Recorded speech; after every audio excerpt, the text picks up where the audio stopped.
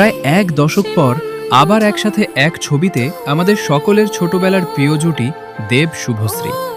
তাদের শেষ ছবি ধূমকেতু, যেটির শুটিং হয়েছিল 2015 সালে এবং গত বছরের 2025 সালের স্বাধীনতা দিবসে মুক্তি পেয়েছিল ছবিটি।